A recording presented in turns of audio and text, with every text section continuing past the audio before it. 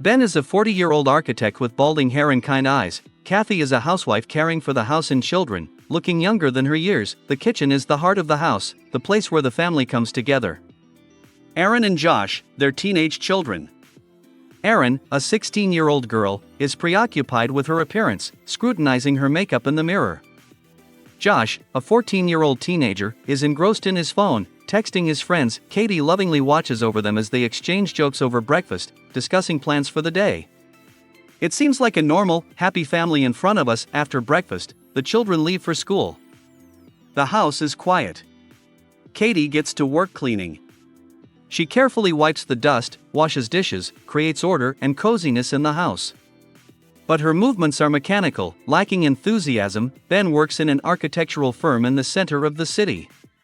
His office is a spacious room with large windows and modern design.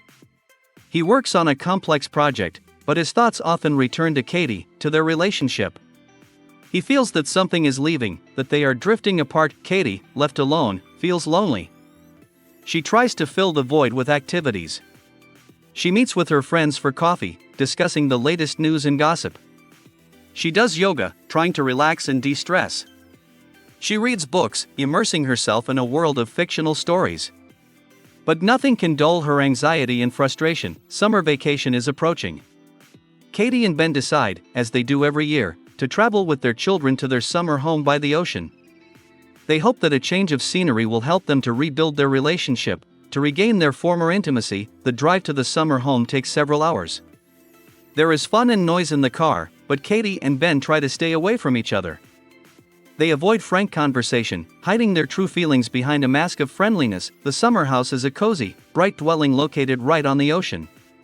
Here they spend their time as they do every year, swimming in the ocean, sunbathing, playing beach volleyball, having barbecues. However, even in this idyllic setting, the tension between Katie and Ben does not subside. They quarrel over trifles, nagging each other, avoiding intimacy.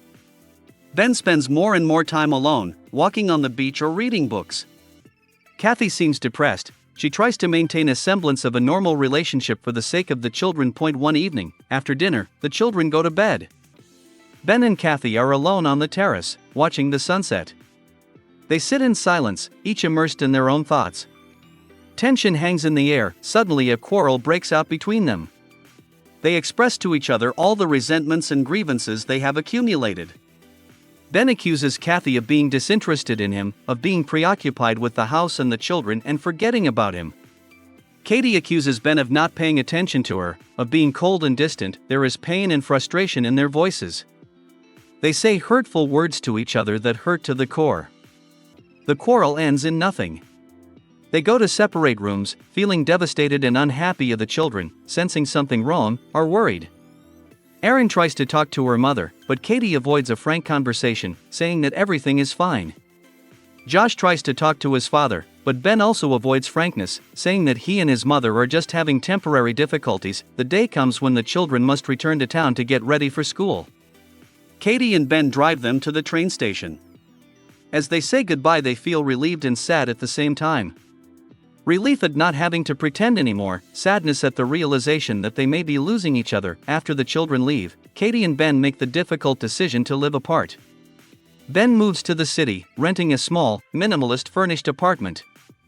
Katie stays in the house, trying to get used to being alone. Ben tries to settle into his new life. He goes to work, goes out with friends, plays sports, and tries to fill the void. But he misses Katie, her care, her warmth, her closeness. He often remembers their happy moments, their first dates, the birth of their children, their travels together. Kathy is also taking the separation hard. She tries to be strong, but she is lonely and sad. She starts taking painting classes, where she finds an outlet for her creativity. She meets with her friends, discussing her problems and worries. She tries to find new interests to take her mind off her sad thoughts.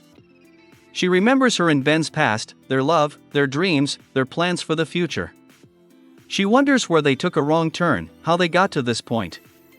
Ben and Katie see a family psychologist separately.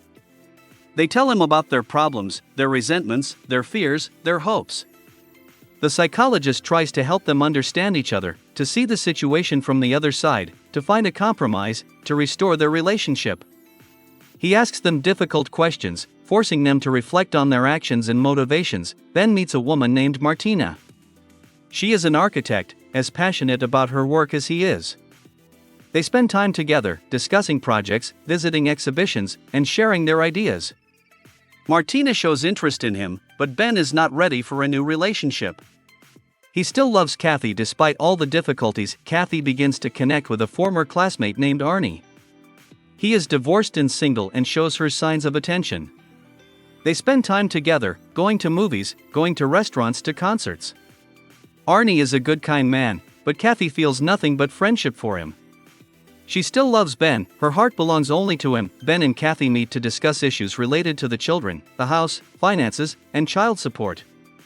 These meetings are always tense. They try to be polite and correct, but there is a sense of coldness and alienation between them. They avoid looking into each other's eyes for fear of seeing pain and disappointment there. Christmas is approaching. Ben and Kathy realize that this is a special holiday that they should spend together with their children. They decide to put aside their resentments and differences for the sake of Aaron and Josh. Christmas Eve arrives. There is a festive atmosphere in the house. Katie dresses up the Christmas tree, decorating it with colorful toys and garlands. She prepares a holiday dinner, trying to create coziness and warmth. Ben arrives with gifts, smiling at the children. Aaron and Josh are happy to see their parents together. They hope it's a sign of reconciliation. There is a tense silence at dinner. Ben and Katie try to be friendly to each other, but they find it hard to hide their true feelings.